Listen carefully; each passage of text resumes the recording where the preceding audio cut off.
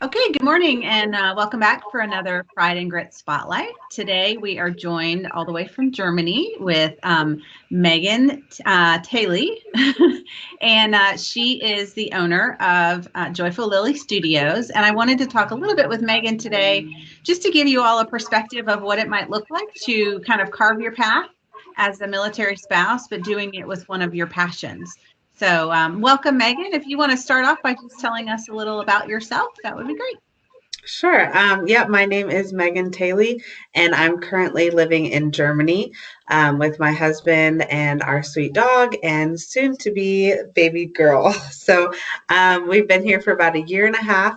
And in that time, I have really been able to grow Joyful Lily Studio and find a community to thrive in. So it's been really great. Before this, we were in Virginia.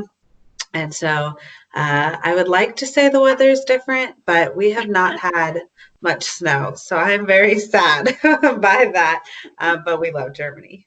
Yeah, no, we did as well. I think you and I were not in Graph at the same time, but I think that's how I started to kind of get tuned into you as friends that I had that were still there, had attended some of your events or something like that. And so I think that's how I originally found you. But welcome. I'm glad you were able to take some time out tonight to join us. Of course. Right? Almost. Not quite. Afternoon, right? Late afternoon. Yeah, it's 4. I just heard my dog at the door, so I'm going to let him in really quick.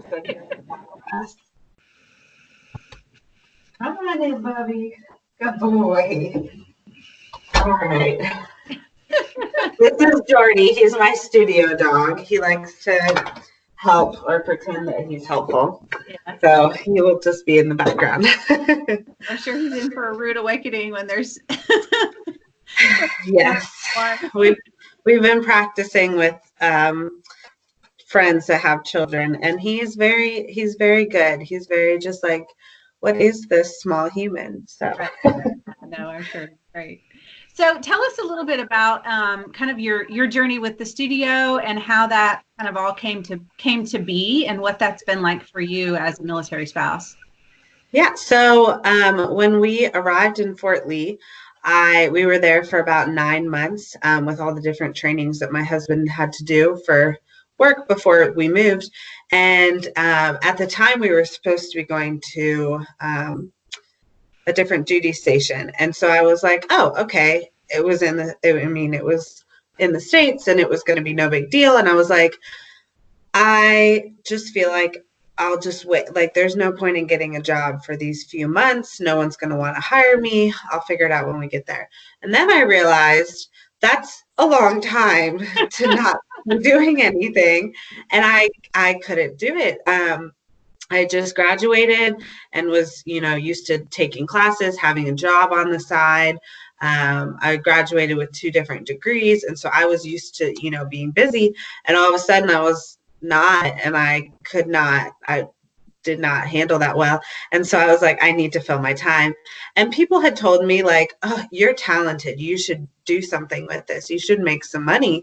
And I always just kind of was like, no, I like doing it for, just me or just friends and just as gifts and things like that. And then I realized, no, this could be fun. Like, I think I could enjoy this.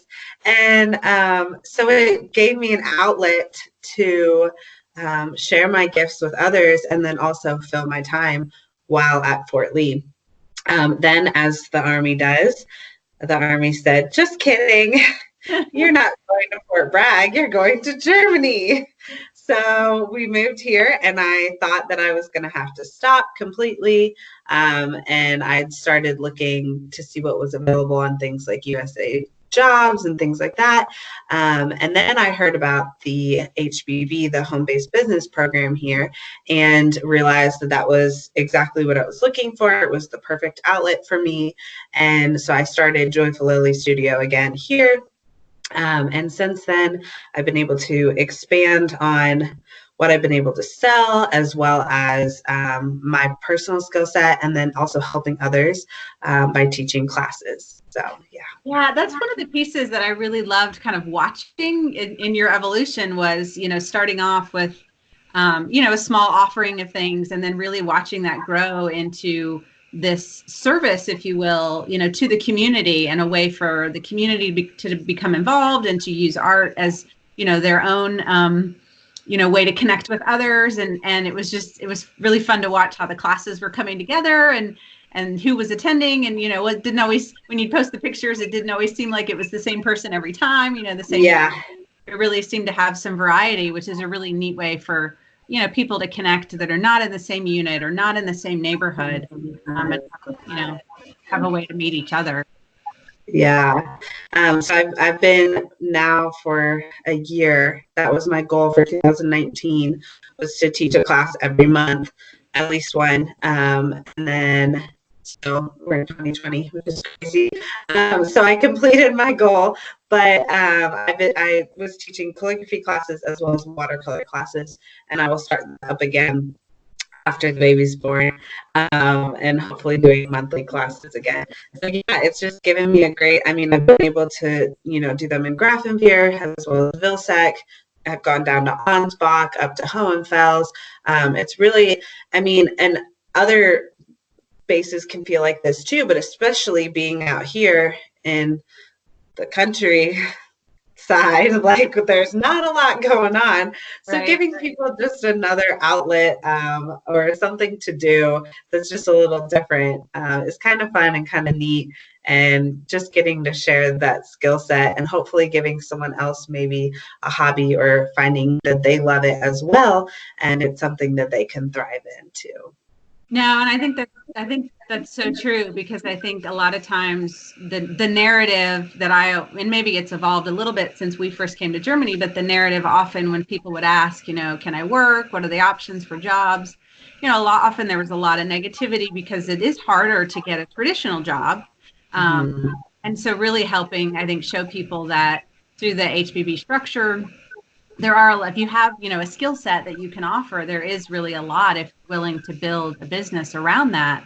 And there's a demand for it, because to your point, people want to interact with others, and they want to get out of the house, and, it's good to have an outlet, things like that. And so much support. They do like the HBB Bazaar, and that kind of brings us all together in one place. But then just, Facebook is very utilized out here, in different groups and things. And so even like the HBB page, like everyone is supporting each other, everyone's supporting each other's businesses. I know if there's something that I need or want, like I will see if it's offered by an HBB first, so that I can then give back and support others. That we all feel like we're kind of in this together. And so it's more of like supporting one another in this adventure together. Yeah, no, absolutely. I think that, military spouses are really good at supporting other military spouses and supporting their businesses. So it has been neat to see that grow out there.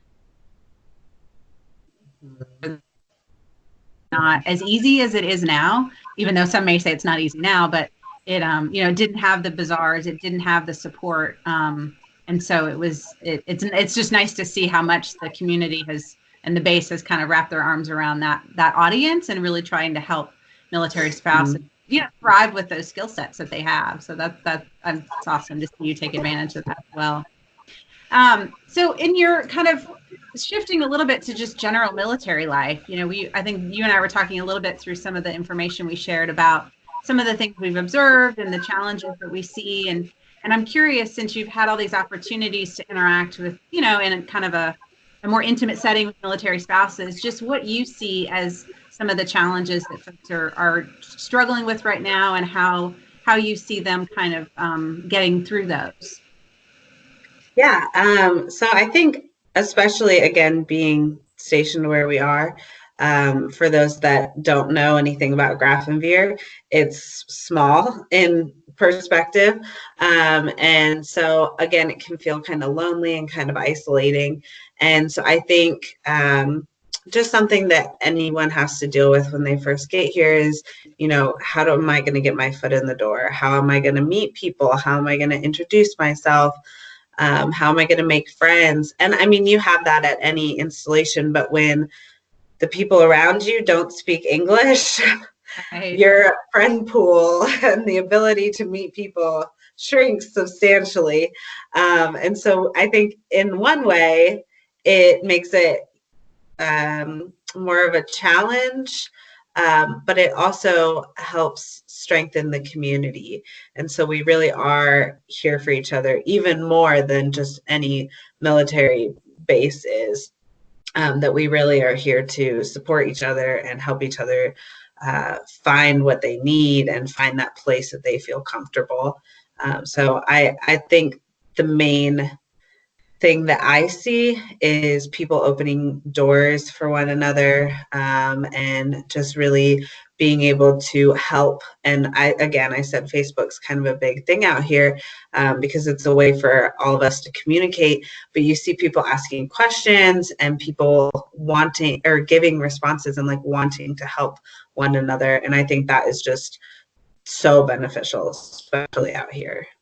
Yeah, no, I think that our experience is very similar, that, being overseas was just this really unique community experience that I had not seen at any other location.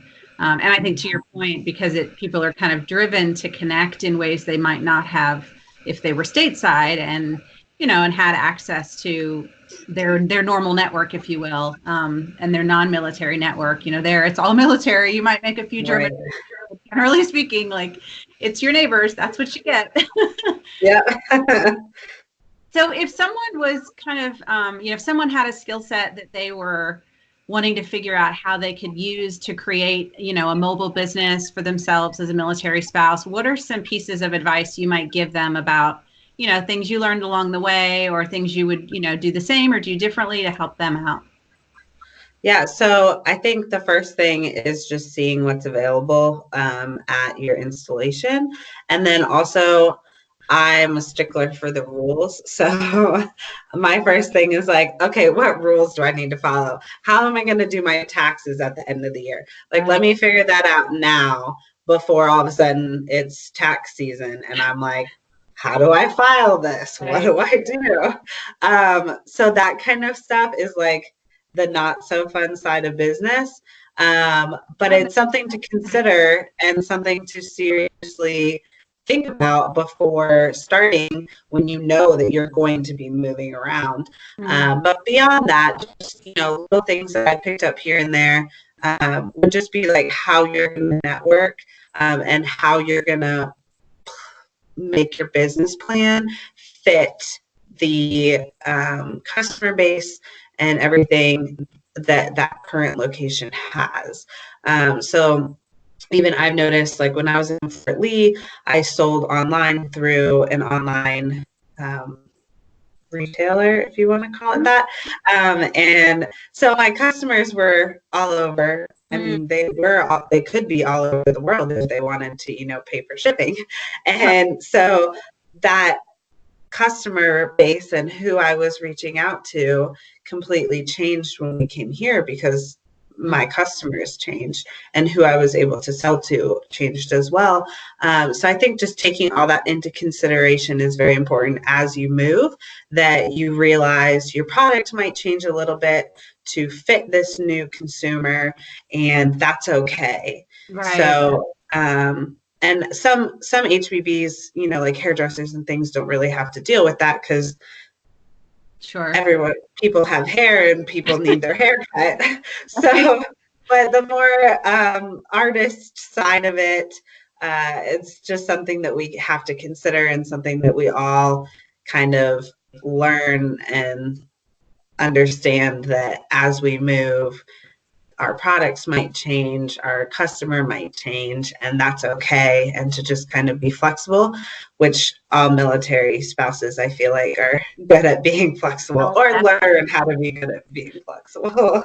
Right. Now, did your, like the development of your business model, if you will, around the classes, is that something you had kind of always wanted to do, or was that something where you found yourself kind of teaching friends and then decided to make it into something more formal and a little bit, bigger? I think it was something I always wanted to do, but in America, it seemed like something I wouldn't be able to do until I had grown the business to a certain size. That, where am I going to host them? How am I going to get people there? how all those different details. And then coming here, I hadn't even ever said any, like not even mentioned the word. And I had people coming to me asking me, hey, would you host a class? Hey, we have a spouse coffee coming up. You want to come teach? And I'm like, let me figure this out. So I kind of took it in, prayed about it, and I was like, all right, God, is this what you're calling me to do right now in this season?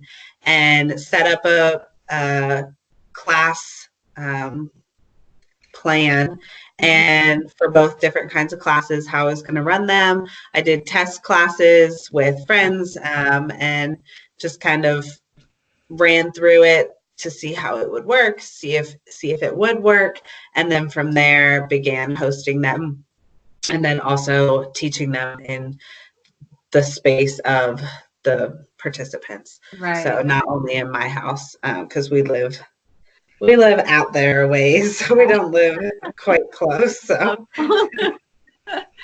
yeah, it's definitely spread out. Yeah, I think that's it. It's one of those things about business that I think, especially with military spouses and if in a product-based business, is being able to be kind of agile enough to respond and listen to the needs of the community. And, even if it's not quite what you were, had in your head as your next step, being able to kind of take that and go, okay, this is what people need, and this is what people are asking for. And I can do that, and figuring out how to make that happen. So that's awesome. I'm sure a lot of people have had a lot of fun. So I hate that you weren't there when I was there, because I am not an artist, but I would love to have learned something. So, well, tell everyone if they wanted to, get in touch with you. I know there are some, with you being in Germany in terms of being able to sell to the States and that kind of thing, but just tell people how they can find you and follow you and kind of keep up with where you guys head next and what you're up to. So I primarily use social media for my marketing right now, because Germany. So my Facebook is Joyful Lily Studio, as well as my Instagram. So those are the two main ones. And then my website is joyfullilystudio.com. And I cannot ship back to the States right now, but every once in a while, I know I did one with you where I did a contest, and so people in the States could participate. And then at some point we will move home and I will be able to open my customer base again to a larger array of people, and be able to share my art with others. But yeah, so for right now, and especially during my maternity leave, I hope to post about, just little projects that I'm doing and things like that, since I won't be working, but just kind of things that I normally don't post about because I just do them and then never actually take a picture of it. And so I really want to get better about sharing those things, because that's the things that people always are like, oh, I love seeing your videos of like you writing with your pens. And I'm always like, oh, I should make more of those. And then I'm so focused on orders and I never make the video. Yeah, so, I love the time-lapse ones that show the beginning to end. They're just always so fascinating because you make it look so effortless, which is it's just fun to watch because it's clear that it's an expression of your personality, an expression of your talent, and it's just I do enjoy it as well. So, well, thank you. Is there anything else you wanted to share before we hop off? Oh, I don't know. No worries. I'm going to claim mommy brain and say that I'm a little fuzzy up in here. But I just want to thank you for having me on. And I think Pride and Grit is a wonderful resource, and, will continue to grow and be a wonderful resource for so many military spouses, and just an avenue for them to see things in a different light and be a resource for them. Well, thank you. I appreciate you being here today. We will talk to you soon. Yeah, of course. Thank you. Bye-bye. Bye.